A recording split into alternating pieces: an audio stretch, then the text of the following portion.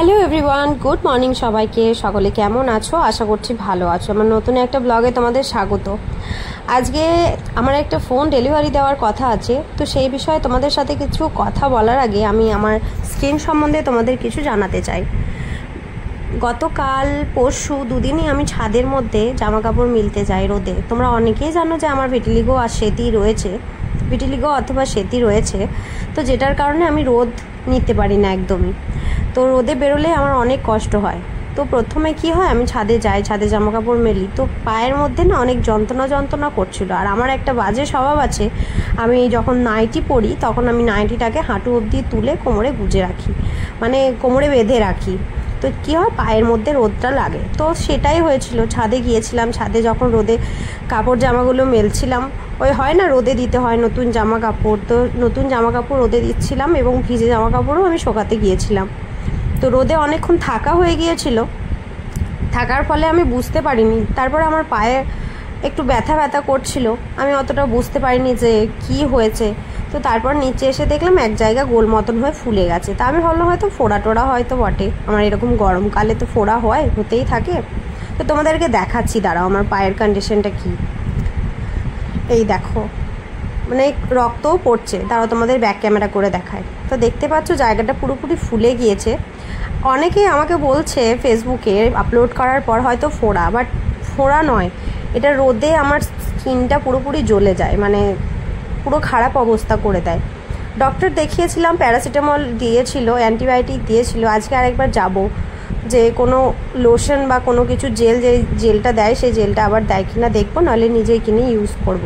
প্রচণ্ড ভুগছি এই নিয়ে। স্কিনের ডাক্তারের সাথে আবার অত দূর বাইরে যাওয়া তো পসিবল না, লোকালের কোনো ডাক্তার থাকলে তার সাথেই কনসাল্ট করব। আর স্কিনের ডাক্তার সচরাচর ভালো পাওয়াও যায় না। তো আজকে আমার একটা ফোন ডেলিভারি দিতে আসার কথা আছে, তো সেই নিয়েই আমার খুব আনন্দ মনে। ব্যথা নিয়েও যেন মনে হচ্ছে যে কোনো ব্যথাই নেই, হয় না নতুন কোনো জিনিস পেলে যেমন হয় আর কি। তো ফোনটা আজকে ডেলিভারি দিতে আসবে, চলো তোমাদের সাথে শেয়ার করি। তো ফোন চলে এসেছে, ডেলিভারিও দিতে চলে এসেছে। বাইরে গিয়ে দেখি উনি ছায়া দেখে দাঁড়িয়েছে অনেকটা দূরে।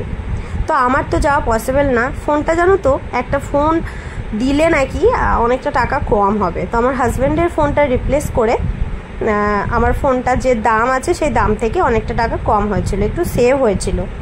তো হাজব্যান্ডের ফোনটা আমরা কথা বলে হাজব্যান্ডের ফোনটাই দেবো বলে ঠিক করি, কারণ আমার ফোনটা হচ্ছে 5G সেট, যেই ফোন থেকে আমি এই ভিডিওটা এখন করছি 5G সেট। তো আমার হাজব্যান্ড গেল, কারণ রোদের মধ্যে এমনিতেই আমার কষ্ট হয়। তো তারপর যখন এখন ফ্লিপকার্ট থেকে তো নিয়ম করেই দিয়েছে ওপেন বক্স ডেলিভারি, তো যখন কোনো ফোন আসে, এমনিতেও গ্রসারি আইটেমও এখন ওপেন বক্সেই দেয়। তো তারপর কি হয়, ওপেন বক্স ডেলিভারি যখন দিতে আসে, ফোনটার ওপেন বক্স ডেলিভারি হয়, সব কিছু চেক করে নেয় ওর ফোনটা কি খারাপ আছে না আছে।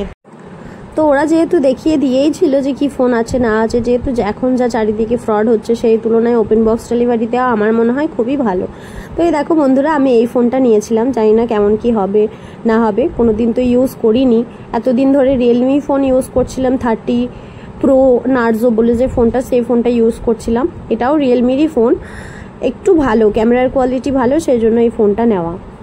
তো এই ফোনটা জানো তো বলছিল নাকি কালার চেঞ্জ হয়, মানে ঠান্ডাতে গেলে নাকি কালারটা চেঞ্জ হয়। পেছনের কভারটা ঠিক সেই বাড়িতে পাথর বসানো হয় সেরকম মতন, আর খুব পাতলা।